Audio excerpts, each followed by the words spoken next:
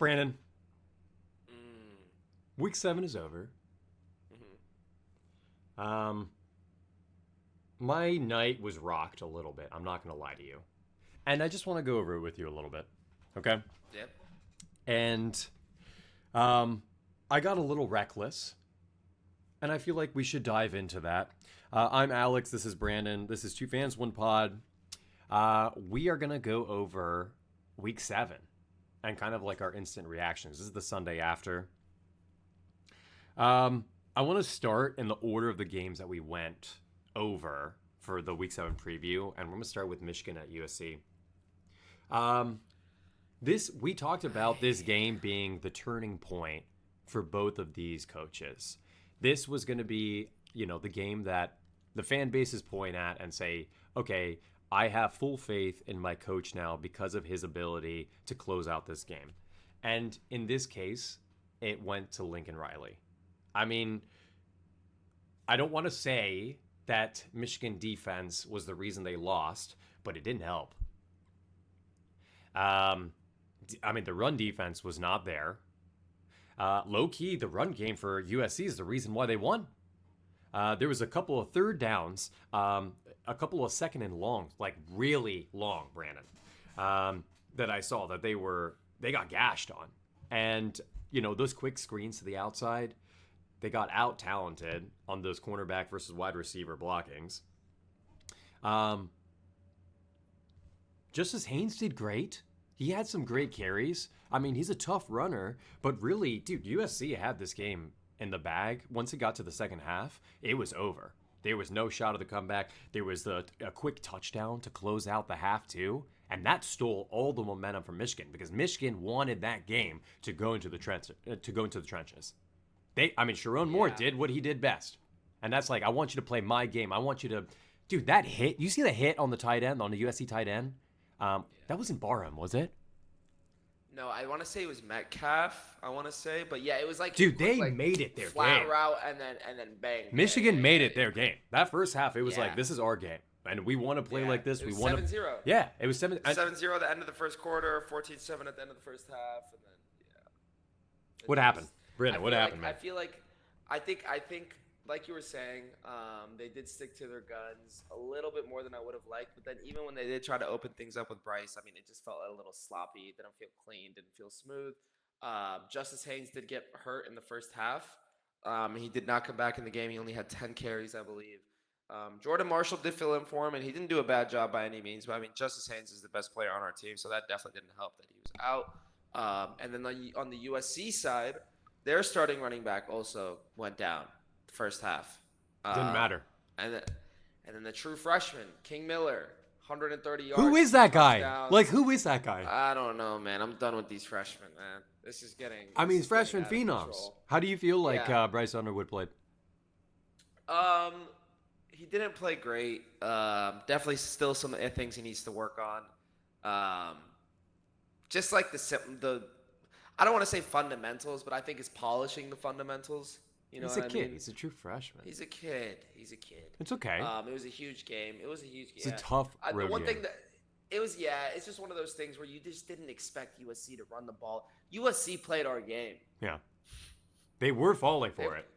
They were falling for it. They played Michigan's game. They really did. But yeah, no, it was USC looked good. Credit to their defense, credit to the offense. I think Michigan can learn a lot from this loss. Andrew March, the freshman, looked good. He had a standout day.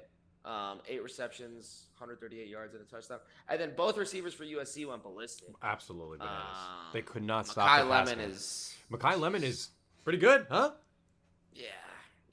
It was crazy. It was a crazy game. The back shoulder touchdown catch that he had was one of my favorite of the weekend, actually. That was my favorite touchdowns of the weekend. I thought it was quite literally amazing. Maybe the most athletic. I don't know. I think, again, we talked about how this is a turning point. We'll see how this season plays out for USC. I understand Michigan, the 2 losses they have are both on the road now, right? So clearly there's struggles. There's still struggles with the offensive line. There's still struggles with Bryce Underwood. There's still maybe a mismatch between scheme fits between the offensive coordinator and Sharon Moore. And I mean, what USC was able to do in the second half and the adjustments they were able to make, and Michigan was unable to make, I think, maybe showed out a little bit on coaching edge. So, congratulations, USC. Congratulations. Look how happy Brandon is, huh? So happy. It was a great game. Okay. Ohio State at Illinois. What is the big takeaway from this game? What did I even learn that I didn't already know? Yeah, Ohio State's super physical. They can play any brand of football and win, unfortunately. You see the Sonny Styles tackle at the 1 yard line to stop Altmaier from rushing that touchdown? Yeah. I saw the entire student section go ballistic thinking it was in. Watch the replay. It wasn't even close. This guy, Sonny Styles, is a dog. He is him. He's a dog. I really enjoy watching Ohio State play defense, and I know that's so disgusting to say. But, yeah, no, I know what you mean. I mean, they are so it's good. Insane. It's just something so stout and, premier. It's insane. Yeah. Caleb Downs, I saw, had at least one dropped interception as well. So he's still going ballistic for that secondary. Matt Patricia, credit to you. Hell of a defense. I mean, this Illinois team did get, run all over against Indiana, but we're all established that Indiana is a powerhouse, and we'll get to that in a second. But, I mean, really, Illinois was putting up points, and they held Altmaier to some season lows and some pretty awful decision-making. So, respect to Ohio State defense. I didn't learn much. I had Ohio State. It was just a better football team won the game for that one. The better offense, better defense, more dominant team, more physical. Were we? Yeah, I don't think anyone was surprised. Yeah. No. Indiana at Oregon, however, I think this surprised a lot of people. Yeah. We talked about how elite Indiana is, but the one thing that was holding them back from being in that elite conversation was the strength of schedule. And it's kind of deja vu from last year again. And again, just like last year where they had to go into the shoe, they had to go into Autzen this year. And Autzen is just as hard to play in. And Indiana took care of business, bro. Indiana took care of business. It didn't matter. I know what Oregon fans are going to say, but I think in the second half, the game was done already. They did get the pick six to tie up the game as Indiana was driving, and that crowd got ballistic. I know. They tied it up 2020 off of that pick six from Mendoza. But, dude, Mendoza came back and scored again immediately. Next question. Yeah. Mendoza is having a year. Didn't somebody say in the preseason that Mendoza was going to have a year? And you weren't too fond? I mean, dude, I did not see this. Didn't someone say I did that? not even Didn't remotely see. that? Okay, hold on. Mendoza is a great quarterback, making great decisions. No. But the system that he's built in is designed around his play style, and he's fitting the scheme perfectly, and he's hitting the right reads. He's the passes are coming out perfect. That back shoulder that they had to basically close out the game, give them up 27-20, and then they had the pick real late in the fourth. I mean, this is a good team. This is a championship team. Yeah, I mean, this was one of those teams that I kind of just wasn't giving the proper respect to all offseason, the first couple weeks of the season. And still last week. That, and I will, yeah. You're 100% right. I apologize fully. Indiana is here. They are good at every single phase of the game, every single part of the ball. It was insane. Roman Hemby looks good. Mendoza looks good. Elijah Surratt, I mean, dude, he's one of the best receivers in college football. He looks so good. He's so dominant. So quick. And he's a big guy, too. And, the defense was, they were on top of it. They were stopping a Heisman-level quarterback. Dante Moore was having some struggles out there. Okay, hold on. Time out. Dante Moore did play well, but he did have a couple of crucial errors as well. Yeah. And I want to just ask a quick question.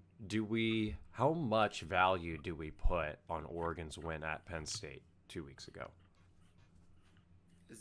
Do we move on to that? Is No, this no, our no. first It's a segue? serious question. It's just because No, for me, I I know. look at Oregon's resume, and that was their biggest win of the season, right? I mean, they still allowed like over 150 rushing yards to Northwestern. Parts of their defense were still not, ironed out, and that's why the whole conversation before Oregon and Penn State was kind of like, oh, which team has, been beating the lesser teams harder.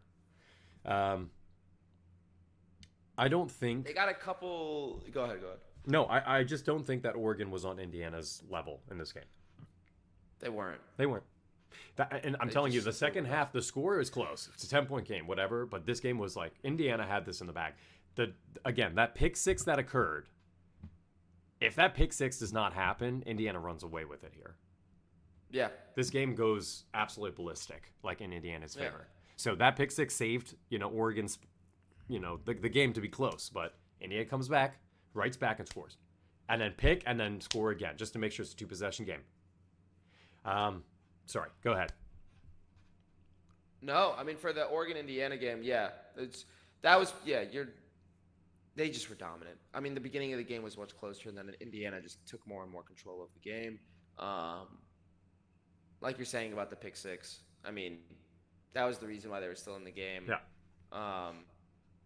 And yeah, Oregon, their toughest opponent going forward, I believe, is USC. They got Wisconsin, Iowa, Minnesota, USC, Washington, and Rutgers. So we'll see how they do the rest of the season. Is Not it that at these Iowa? opponents are bad at Iowa. Ooh, kidding. At Iowa and at Washington. Oh, So at those games will be Washington interesting. Yeah, that's the end of the season too. Damn, so Oregon Washington we'll is see. always a banger. We'll see. Always. That game is Yeah, always those so are fun. the end of their schedule is going to be kind of crazy. So Yeah. we'll see. Some tough defenses. We already started talking about Penn State. Might as well. Oh, boy. Let's do it. All right, let me mute my mic. Okay, Penn State loses third week in a row. Now they're 0-3 in Big Ten play. What did we talk about, last week when we were going into the game? We talked about how poorly Northwestern plays as far as turnovers go. And we emphasize the importance of Penn State having meaningful drives. And I think Penn State did a really good job understanding that if they hand the ball off to Katron Allen, the game is it's in your control because Katron Allen Yes. he's a beast. And he did what he was supposed to do. He finished with 2 touches, didn't he? Yep. Northwestern, I think, it's one of those gritty teams. They play possession football. I was not surprised that the game was close. Remember, you guys, I abstained from Penn State picks, and that's because I'll get emotional. But truly, my emotion was telling me that Penn State is awful. And they've looked pretty poor. And I'm not talking about from a talent perspective. I'm talking exclusively from a scheme perspective and an overall coaching decision perspective. James Franklin has been making some very questionable play calls in recent years. And I think games like this is finally an opportunity, almost a platform that people can see what happens when a culmination of bad decisions, reaches a point where you have to host a team that has nothing to lose. And they want to, these Northwestern wanted to win the game more than Penn State. I think, okay, let's talk about James Franklin. 2 seconds. Okay, I'm not going to spend too much time about it. James Franklin, we looked into it. I think it's $56 million is his buyout. So if the remainder of his contract, which goes until 2030 or 2031, they would have to pay him $56 million. The athletic department signed this 10-year contract years ago, and the whole idea of a 10-year contract is so silly to me, and especially knowing how much college football's landscape is evolving year over year. So Penn State athletic department, honestly, this one is a little bit on you, and it's going to be up to them to fix it. And I don't know what it's going to be, and I don't know if there is any fixing it. We might just have James Franklin for the next 5 years, and that's okay. What I do like, I'm going to try to put a positive spin on this. I do like that Penn State is going to be the underdog in a lot of matchups coming up. And I like that. I like that a lot. I think Penn State is going to be viewed as kind of a lesser program, probably for the next year or two, as a result. And because the lens is so severely placed on James Franklin, and there's not really much else to point your finger to, unfortunately. Drew Aller is out for the season. Are we really going to say that this was a poor performance by Drew Aller? No. I just I feel bad for the kid. I feel bad for the program. I feel bad for the fans. And bottom of the Big Ten. That's Penn State's future right now. Yeah. What do you see? What do you see coming out of this game? Yeah, I mean, it's tough, man. Northwestern was just able to have a great game, and Penn State was just playing sloppy. They couldn't stop you the hate run. to see Drew Aller go down. Yeah, I mean, exactly. I was sad to see Drew Aller go down. I really was. I felt like this was one of those games where it was just, I don't know, man. It was tough. It just didn't. Nothing really seemed to go their way. Even when they tried to get going, they couldn't get going. Like you were saying, they did stick to their identity and gave the ball to Kaytron Allen. That was nice to see. But other than that, man, there really weren't too many, pros I can walk away from on the Penn State side. What I will say is going forward, I think that, they have a crucial decision to make, and that's whether to fire. I think they need to decide whether they're going to do it now or the end of the season. Because you're already kind of seeing the hit. It is too early. It's too early. But you're already kind of seeing the hit with the future recruiting classes coming in. And I know that it's still super early, but I mean, they already had people like kind of decommitting or saying that they weren't fully committed to Penn State after the back-to-back losses these past 2 weeks. So after Northwestern, I think you got to sit back and kind of feel the temperature out in the Penn State program, the incoming recruits, and just got to fit, because I mean, even the transfer portal might be tough for you guys this year. You know what I mean? Who do you take? Who do you take over him? Who's available? Yeah, and that's the other thing. I really don't know. I mean, Vanderbilt. John Gruden's talking about it. I don't know. I need to look at the list, but there's some guys. There's Speaking of John lists, Summerall. real quick. Speaking of lists, real quick. I sent Brandon a text on Wednesday, 9:26 p.m. I was dabbling, and someone asked me a couple weeks ago, which head coach would you rather have over James Franklin? And I wanted to. This question has been bugging me a lot because I didn't have an answer really besides 2 or 3 names. And here's every active FBS coach I'm willing to take over James Franklin currently. John Summerall, Dabo Sweeney, Jeff Brom, Fran Brown, Kurt Signetti, Ryan Day, Dan Lanning, Marcus Freeman, Kalen DeBoer, Kirby Smart, Lane Kiffin, Clark Lee, Mike Elko, believe it or not, Mike Elko's on the list, and Brent Venables. So all those coaches, Brandon just showed you the text. That's the truth right there. Answer on more. Well, you can keep him. Yeah, it's gonna be a rough. I'm gonna be honest with you. It's gonna be a rough next couple of years. Can I ask? What do you want? What do you mean? What do I want? Of course, you know the answer to what I want. Do you want them to do it now, end of season? I wanted them to do it back in 2018. 2018 was a really interesting season. That was the first year that Saquon was gone and Miles Sanders kind of took over the role as the lead back. And then we had this guy, Sean Clifford, who was like, whatever, young guy, kind of decent. And we had some really rough losses. I think it was like to Michigan State that year, to Minnesota. And with all the talent we had, and we had pulled in so many recruits because of the Saquon, Gesicki, Chris Godwin years, we got so much attention. We won the Big Ten championship. We got so many recruits from that, and then he spoiled it. So for me, I'm reliving that year again. That 2017, 2018, 2019, those years were rough. We had maybe, I think, one good year, and it's because we had, Micah Parsons. You know, we had Micah Parsons on defense who was able to 1v9 games. So it's going to be a rough couple of years. I know how this goes. I've seen this before. I don't think they're going to fire him. They won't. What I would have liked for him to be gone a long time ago. When you seriously, like, even with all that talent, you weren't able to produce in 2017 either. 2018, 2019. Just anyway. Let's continue on for the sake of time. Nebraska UMD. Yeah. Dylan Raiola, you know what I'll say? He's fun to watch, man. He's good. He's a very good quarterback. He is fun. Is he good? Season. No, he is. He's good. Three I like him. interceptions? No, I know. But I like him. He's good. He's good. He's a winning quarterback, it feels like. He's a winning quarterback. Now, is he kind of a slinger a bit? Yeah, I didn't think so. But he's good at reading the defense. He has arm talent. He's comfortable under pressure. I'm a fan. I am a fan of him. It felt like the beginning of this game, I believe Maryland was down 14-0, and then they just started going. Yeah. They had a pick six, too, on him, too. They had a pick six on Riley. The offense was moving. They looked good. I believe they put up 17 in the second quarter, and then Nebraska did answer. It turned into a game. It turned into a game. I believe Maryland was winning for a brief moment there, and then Nebraska came back at the end in similar fashion that Washington did.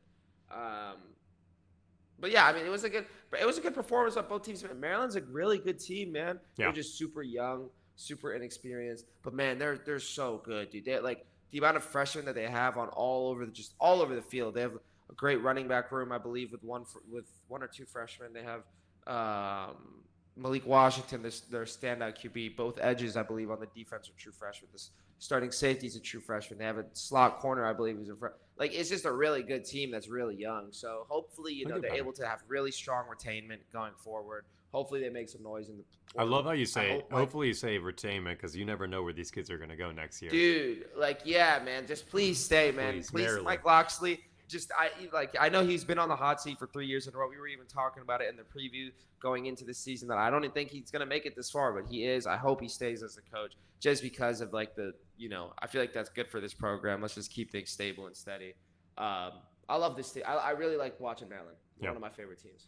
I think they are. I really like Maryland too. Iowa, Wisconsin. I don't want to spend too much time on this game because it was just awful. I was riding Wisconsin. So, I was just having an absolute banger of a time watching this game. I turned it off at halftime. They were up 23-0, Iowa was. Yeah. And for the record, it wasn't because of offensive gameplay by Iowa. It was literally Wisconsin turnover, pick six. What was that? What the hell? So, not too much time. It turns out Iowa put up enough to even cover the over themselves. I think it was like 37-0 final, right? Good for them. Yeah. In the over and the favorite. Actually, yeah. I mean, love that. Love that for Iowa. Penn State will lose to them probably. Alabama at Missouri. This was a freaking game. You know what I'll say? Here's what I'll say. There was some antics at the end that allowed this game to be close, but Ty Simpson is him. I hate to break it. Dude. I hate to break it to everyone in the SEC, but Alabama's going to win the SEC championship this year. Dude, I was saying I hate to break it. It's done. Like I hate to break it to you, but this was the game that sold me on Alabama. Jeremy Bernard, Isaiah Horton, Ryan Williams in your wide receiver room. Jim Miller's but they didn't even need to do anything. Ty Simpson. That's what I'm saying. No, I'm just talking about the team in general. Like, you have that much talent in the wide receiver. They didn't even do much. That Ty, this team is good. Yeah. This team is good. They look good. DeBoer's here. DeBoer's going to shut y'all up. Yeah. You heard all the noise. I mean, that's what I'm saying. Like, I don't know. He's been rocking the black hoodie. I know. Yeah. And his record is officially 12-2 now with it. So congratulations. I think he was like on game day, and then they were asking him about it, like McAfee was or something. Like, he was saying that whenever he leaves the house now, his daughter like checks and makes sure that he's wearing the hoodie. That's so great. I thought that was funny. But yeah, I mean, they look really good. Missouri, they didn't have an awful game. They were in it pretty much the whole time. But Alabama was just ahead. Ty Simpson just looked great. He's one of my favorites for sure. He's probably the best passer. Yeah. In college football. Okay, but can we also acknowledge the creativity? I said that Missouri is like the most creative. Kirby Moore, offensive coordinator. But dude, I mean, besides the fact that Ahmad Hardy basically did jack shit in the second half and they shut him down completely, they were super creative. I mean, they were getting first downs and it looked like they were exposing defensive holes like pretty bad. The thing that kept Missouri in the game was that fumble that started the second half. Easy possession. They get quick points off of that. But then they didn't get anything else. Alabama controlled the rest of that half. I think they scored 10 more points throughout the rest of that half. And then, Missouri gets a touchdown late to be able to cover the spread. Thank God. Yeah, I don't know. It's Alabama from here on out for me. I'm so sorry. Bama, I'm bless, so Bama, sorry. bless. Roll Tide. I mean, that's what it is for me. I mean, I don't. For the record, I don't think give a piss about nothing nothing but but the tide. I don't think anyone on Alabama's stacked wide receiver group had more than 30, 40 yards tops, maybe receiving, yeah. and it didn't matter. It just didn't matter. Alabama controlled the pace of this game. They dictated everything. Their fourth down conversions were excellent. Congratulations, Alabama. You're good again. Congratulations.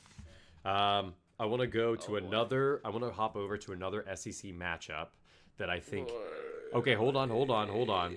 Hear me out. I want to jump to this one first because I think this team also, SEC team, played out of their freaking mind. Completely stole the stadium pulse. Georgia laying down the law at Auburn. And I'm not talking about like, hey, Georgia, a crazy comeback win. How did they do it? I'm going to be very honest. Did you watch the game? The Georgia Auburn game. Yes. I saw bits and pieces of that one. Hold on. I watched it start to finish. All my attention was focused on the wrong game. Let me explain. Let me explain what happened. I know. You were watching Michigan. Yeah. Go ahead. Okay. Because I watched the whole thing. This is what happens. Auburn is destroying Georgia on both sides of the ball.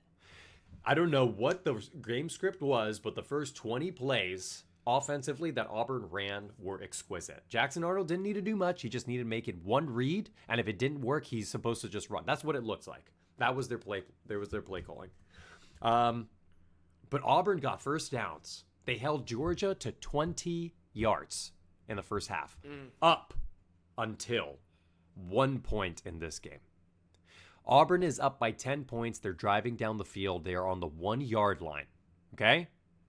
Jackson Arnold goes for, what do you think? The QB sneak. It's a fumble. Oh, and then yeah. It's a fumble. And this is 2 minutes left in the first half. Now hear me out. So after that, they review the fumble. You know how long they spend reviewing that fumble? And the remainder of that 2 minutes? 39 minutes they spent playing out the last 2 minutes of the game. They reviewed the fumble for what feels like 15 minutes. It felt like a true 10 to 15 minute wait to review the fumble. And listen, I had money. I'm going to be very candid with y'all. I had money on Auburn. So even I looked at that and I was like, that's a fumble, bro. I'm being completely unbiased here. And I was like, that was a fumble. Jackson Arnold, it was close. I mean, we're talking like it starts moving and the plane is right. Anyway, go watch it. It was one of those frame by frames. Here's what's happened though. After that, it was Georgia's game. I swear, I'm not trolling you. It was 10-0. Auburn has the ball. They're about to go up to 17-0. And instead, Georgia gets the stop at the 1. They review it. They keep the fumble. They give Georgia possession at the 1. Georgia goes all the way down. They score a field goal. So actually not terrible outcome. I would say all things considered. But that drive that they got the field goal, it was like 3 first downs off of personal fouls from Auburn. It wasn't personal fouls, but it was either pass interferences or personal fouls, or holding on defense. And then at that point, the crowd was out. It was Georgia's game. That last 2 minutes, and then Georgia comes back out, and it was, when I tell you Auburn did not do anything in the second half. They did not do anything. Yeah, because I didn't see much like movement going Nothing. on, like as far as the score went and any plays. Or I don't know what happened. Yeah, no, it was. I silent. have no idea. Silent. I'm telling you, this team. I don't want to say it, but the team. It felt like they gave up. It felt like they gave up. Yeah. And I know this sounds so bad, but it is Hugh Freeze's job to save those kids' mental and the first half, after the first half in that locker room. He needs to save those kids' mental. Yeah. And the way he did not. Because they did not come out with the fire and the passion and all that. I think they got like a 3 and out on the first drive. The defense did great. You can't argue. You cannot argue the defense. I mean, they held Georgia to 20 points. What did they say? The gauntlet of the SEC runs through Georgia.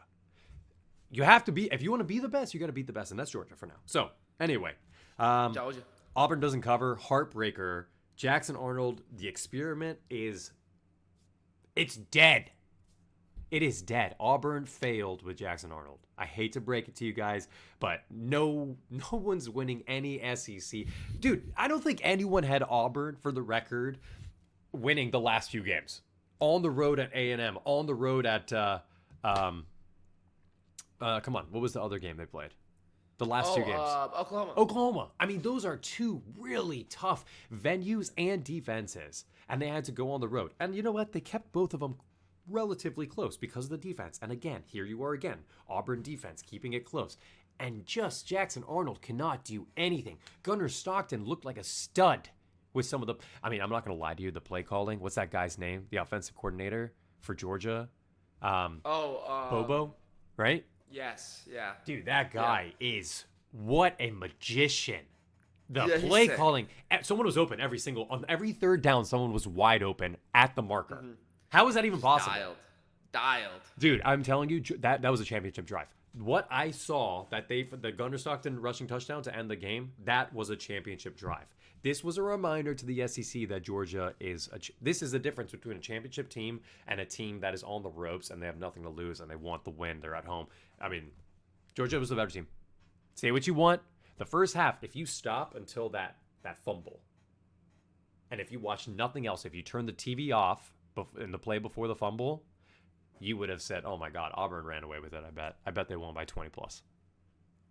But when I tell you the momentum, I have never in my entire life seen a momentum shift so hard and never go back. I'm telling you, never at one point. You need to watch the game. Brandon, it was crazy. Go Dogs. Go Dogs. Go Dogs. That's my fault. It's my fault. Don't put money against championship teams. It is what it is. My bad on Auburn. Sorry if any of you guys took it, by the way. Sorry if you took any of these picks. We did decent. A pick I did decent on, Texas. My reasoning maybe not so sound. I like the rivalry aspect to it, but truly Texas is... I mean, their defense won them the game. The defense won them the injury lost them the game. There it is. Done. Nothing else to be said. Did Mateer need to play this game? Be honest with me. No, dude, he shouldn't have played. Maybe I'm like also tripping and like maybe I'm just seeing things, but I swear, man, there's one point where he got hit on the hand or something that his like throwing hand. I want to say it was the end of the first half, maybe start of the second. And he was on the sidelines, and there was no trainers or anything by him, but he was bleeding. And they had like a quick like picture of his hand or like just while the camera was on him. I was looking, that shit looked so swollen like the whole time. It didn't look comfortable when he was out there. Yeah, it had some sling on it. I saw like an interesting sling. I mean, it's your throwing hand. I'm just confused. Like, it's your throwing hand. What are we doing? Why are you 17 days after he had surgery? Why are we doing this? You didn't even win. I mean, this looks like. I mean, I'm gonna be honest with you. I'm looking at Brett Venables. I'm like, what? Why? Dude, that one pick that he had in the end zone. The backup is like that bad. Like, not even trying to shit on. I mean, it can't be worse than what we saw. He had like a 50% completion rate, 3 interceptions. I mean, I think he probably would have played at that same level, if not better. Yeah. On the opposite side, Arch looked adequate, decent. That's all you need to do. He was quicker. He was more comfortable. This is a win for Sark. This is a win for Sark. Quick decision making. Yeah, it was. Yeah, this is good for the Texas program. It felt like if they lost this game, like shit was gonna get really, really loud. But Arch was able to pull it off. Their running game wasn't established pretty much the whole game. They really didn't get that going. It literally just felt like a defensive battle and some good play calling. Like Sark was dialed in. There was one drive. When was it? I think I want to say it was like the end of the first half. Maybe start of the second, but yeah, there was one drive where like Arch hit Michael Taff, I believe is his last name. Or no, that's the safety. It's his roommate. I can't remember the wide receiver's name, but he hit him on like a RPO slant, and he like placed the ball high, and just that whole drive was really, really good. They had some really well put together drives. Yeah. Good decision making by Arch, kept the Oklahoma defense on their toes, and the Oklahoma offense they just couldn't. They couldn't get going. No, I mean, there was like I remember it was the end of the first half. Mateer throws this really bad pick. You could have gotten a field goal out of it. You could have. Oh yeah, and that looked like it was because of the injury. Yeah, exactly. It was such a bad throw. I mean, Mateer. Yeah, I mean, I was like, this dude. season. I was like, that's not right. No, it was Like like the that's not like the throw was like I want to say 10 yards off. yeah. But Also, still, why didn't they use Jaden Ott? Does anybody know what's going on with Jaden Ott? Can we have can you put out an Amber Alert on Jaden Ott? yeah, what is please? going on with Jaden Knott? Let's get Like, someone in the comments respond, one please. carry, one carry. Yeah, what's going on? Is it a play calling issue? Is it? I don't know. Oh, it's okay. But yeah. It's okay. Oklahoma, your season's not over. For the record, relax. No. It's okay. It's one loss. What are they? 1-1 in the SEC now? Be fine and dandy. Yeah, same as Texas. No, you guys are at the same point. Texas needed this one though. They needed it bad. Texas needed. I mean, Oklahoma, I understand like the need to force it because it is Texas, and if they both end up with one loss, then obviously Texas wins the tiebreaker. Yeah. So I know that's what they don't want, but it's okay. Only one loss in the season. Florida at A&M. Let's do this quick. Let's do it quick like a freaking Band-Aid, dude. Just take it off. A&M destroyed. Wasn't even close. The first half, I did see a good DJ Lagway. I will say. I liked it. I mean, it started off like the game Florida's offense was good. I thought the final score was going to be like 63-54 the way that first quarter played out. This is about to be fireworks. Yeah. Yeah, and then all of a sudden, like Florida just went back to their old self slowly. Yeah. DJ Lagway spending too much time in the pocket, making bad decisions. No discredit to A&M. Dallas Wilson still had a great game. He's still really good. Marcel Reed is good. A&M's a very good team. A&M is they a have really weapons good all team. over the place. Defense is very, very good. A&M, A&M's right up Concepcion goes down. Craver still has a great game, has a big catch. At least one big catch, I think he had. there. Yeah, he had a sick game. DJ Lagway, again, still had a good performance in the first half exclusively. I don't know what happened, but second half kind of went to shambles. He had some good balls and everything, but yeah. Big win to A&M. Congratulations. A&M a good team. Mike Elko, congratulations, man. I think way better than last year. I can make the argument. Oh, yeah. South Carolina LSU. I caught glimpses of this game. I'm going to be honest with you. But from what I saw, it just looked like LSU defense shows up again. Defense won them the game. I think there is still a ton of question marks. Even like Nuss Meyer, like what's going on with Nuss right now? Is there an injury lingering? What is going on? He's not throwing great. I mean, some of his decision making, it's just like I'm very confused by it. Low-key kind of kept South Carolina in the game at points, but South Carolina just couldn't close out with touchdowns. And LSU's offense is keeping their opponents in games. yeah, that's the biggest thing to emphasize, right? What the hell is going on? Yeah, what's Wasn't going it on? supposed to be the other way around? Yeah, Wasn't it the other way around the past 3 years or so? Like, what? I mean, they've committed to this defense, and I respect that, but I'm just a little bit worried about how. I mean, you're gonna have to compete offensively against teams like Alabama, aren't you? I mean, you're gonna have to put up points, and I don't think Alabama is gonna be a cakewalk for them offensively. So, get your shit in order, LSU. LSU's got Vandy, Texas A&M, Alabama, Arkansas, Western Kentucky, Oklahoma. Vandy's a big test for them next week. We'll see how that goes. Is it at Vandy or is it at home? It's at Vandy. Oh boy, that'll be fun to watch. Oh boy. Oh boy. Oh yeah, Bubba. I know who I'm taking that game. Okay, Arkansas at Tennessee. Bobby Petrino's back. I saw they were down. Dude, I saw they were down by like 17. I stopped checking my bet. I was like, I don't care. They're going to lose. It's done. It's a wash. All of a sudden, what the hell? They lose by 3? They make it a game? I didn't know that.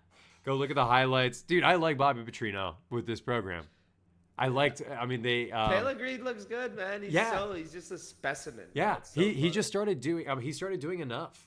Like just from the highlights, it looked like he started balling out in the second half. So, credit to Taylor Green. Love Arkansas. Hope Bobby Petrino stays there. They might just make him head coach. Honestly, They should. They should. I think Arkansas is a better program with him. So here we go. We'll do a clap. We'll do a clap for Arkansas. Congratulations. Maybe you'll. We love Arkansas football. Yeah. They know by now that this program right here is a big fan of Arkansas. Yeah, football. they should know. We want to see them resurrected. We're always on Arkansas's back. Always. Yeah. Arizona State at Utah. Oh. Yikers. Yeah, Utah just smacked him in the mouth. Yeah, right? we didn't. I mean, yeah, like the whole game. Yeah, Sam Levitt unavailable. So yeah, I think when we talked about it on the pod, it was -5.5. That's what I have here. It went up to -9.5 for the game. You could have still ridden that, and it would have been fine. But we knew that was going to happen without Sam Levitt. So that was the one thing we said. If Sam Levitt plays true to form, then they win. They can win the game. But Jeff Sims, the 6th-year senior, couldn't get the job done. Yeah. I put money on Texas Tech to win the national championship after the Kansas State game yesterday. You sent me that. You did send it to me. And I think it's. Can you explain? I'm gonna explain. Go on your soliloquy. Because I just don't, dude. Like that. I don't know what they did in the offseason. I don't know what they did to that roster, but it is freaking juiced.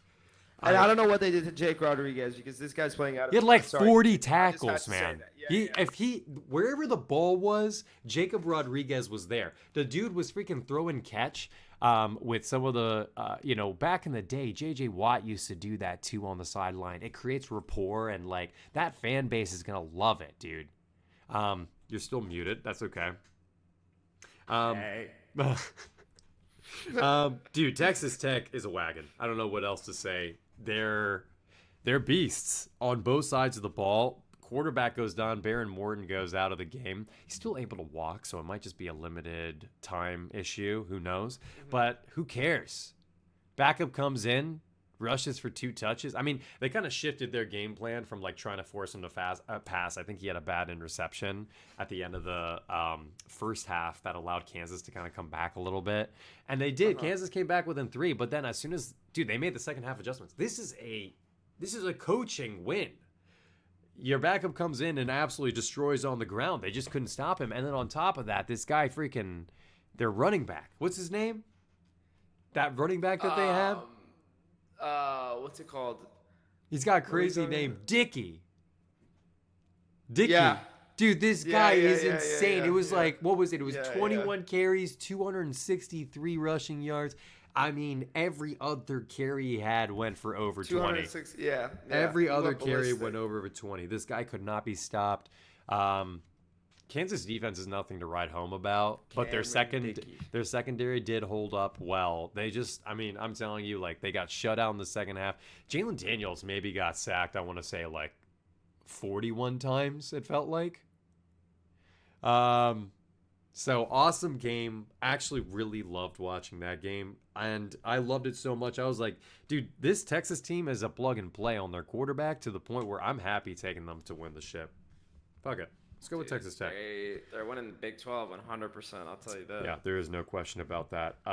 Heavily favored. Who's contesting with them? Utah's, the next best team, arguably, and they already housed them at home. BYU. It's between them and BYU right now. Yeah, but it's a true threat. Well, we'll see. TCU at K-State. Avery Johnson had a game, and that's all we need to talk about. K-State, that's all we need to talk about. Yeah. TCU couldn't get going. It felt like some of their drives stalled. Sloppy, man. The offense looked sloppy. Yeah, it didn't look good. Miscommunication. It was just, that was a tough watch. It was a tough watch. I was not. I was riding K-State. I was sweating this game. This was one of those games I just made a pick because I was like, we should do this for the pod. But K-State, they did good for me, so I'm happy for that. Both of those teams, it's just normal Big 12 play, a lot of offensive fireworks, not too much going on defense. I will say K-State's second half defense looked really good. It could have been because of miscommunications on offense on TCU's side. They did look jumbled. They did not look great. K-State took advantage of that. They won. Congratulations to K-State. Iowa State at Colorado. Crazy win. What did I say? Caden Salter, he's dual threat. They don't do... he played well, but the run game was good. Colorado's run game was freaking good. Huh? Shout out to Colorado, man. I'm really happy they got that win. I'm happy. Caden Salter, I think, fits that role well. I will say that their defense was not great. Colorado defense was not great, No, but they that's gonna be held up. It will be an issue down the line, but they held up when they needed to. They got their third down stops when they needed to. Congratulations to Colorado, big win. I would say this is a huge win, especially with Deion's health issues going on and everything the week before. So, huge win for Deion Sanders and that program. I really like that for Colorado. We picked them. You were riding that with me, right? Yeah. Let's go. Yep. Go Buffs. Let's go Buffs. Go Buffs. And lastly, BYU at Arizona. I did not get a chance to see this game. Yeah, this one was good. It was Fafita versus Bear Bachmeier. It was a lot of fun to watch. It felt like one of those old school Pac-12 late night games where just they went to OT and all that. Bachmeier had a good game, but he did have some turnovers. He almost fumbled it on the one, I believe, too, when they were driving to tie up the game. It was something crazy like that. But they ended up getting the ball back, and they fumbled it on the first down yard line, so they were able to get the ball back, score a touchdown. He had a couple good plays, though. He had a couple good balls. Looked like a freshman at time, but he looks damn good. Bachmeier looks very good. BYU looks like a great team. And then Arizona was competing till the very end. I mean, that's overtime. Why OT. I mean, the double they were up. They were up until till that drive in the fourth. It's a bummer. Yeah, Arizona was one of my late night plays. I also ended up taking Nevada. We don't need to talk about that at all. But those were my two late night. I feel like someone told you that maybe you should stay away from that one. Well, I don't know, though. Chubba Purdy didn't even play. It was the backup. Oh, really? If I would have known that, I should have just done 1 ounce of research, huh? That's okay. It's fun to just gamble on random teams here and there. Let's get a little crazy. That wraps it up. That's all the matchups. But I do want to. Anybody stand out to you this weekend? Any players? Anybody that you maybe was under the radar? I know you said Cameron Dickey was one of them. Dude, Dickey. It doesn't. Anyone on the Texas Tech roster, truly. That's the guy. But Dickey was he was electric, man. Anytime he touched the ball. I would say the offensive play caller for Georgia, and I know they only put up 20 points, and I don't. He might be standout of the weekend. I know he's not a player, but I'm telling you, that last drive, that championship drive, had multiple fourth and third down conversions, and on the road, I just really liked it. I really, really like Georgia's play calling. Yeah. What about you? On my end, I mean, I'd probably have to say the USC running back, even though he was against Michigan. I mean, true freshman had a day like that. I mean, pretty much sealed them the game. So yeah, I'm happy that they, obviously I'm not happy that it was against us, but I do like USC as a program. I think their offense is very high powered. So they're going to be a lot of fun to watch. And I feel like they deserve the ranking prior to this win. I believe their one loss was to, what was it? Illinois? USC's? Yes. That is their one loss. Yes. And it's the 3-1 Big Ten. Yeah, I feel like they deserve to be ranked. So, I'm interested It did to see feel, I will say, it did feel like the wrong team was ranked here. I don't know why. Yeah, Michigan was so high ranked because of what? Because of what? 15th? Because of, they lost to Oklahoma pretty handily, I would say. Beating Wisconsin. Yeah, it's fun. Anyway, it's fun. 15. Anyways, it was a very interesting, and I do feel like that was a little bit of a bait too to add on top of the the spread, which is +2 on them. King Miller was a walk-on. Did you know that? The running back for USC. No, I didn't know that. You just made things so much worse. But yeah. No, he's a standout player. Standout player of the week. $158 and a touchdown for King Miller. Good for you. CJ Carr. I'm just looking through some of these scores, making sure we cover everything. CJ Carr, one of the best quarterbacks in the 342 yards and 2 touchdowns. NC State tried to make it a game in that first half, but Mendoza. Here comes Ty Simpson and Mendoza, best quarterbacks in college football. God, Pittsburgh, huh? Remember when I texted you? I said, do you think Pittsburgh can pull this off? Remember when I told you to take the over in Ole Miss Washington? That was your response, which was crazy. You were like, I don't know, but take the over. That game, you should probably talk about it. Ole Miss, what the hell?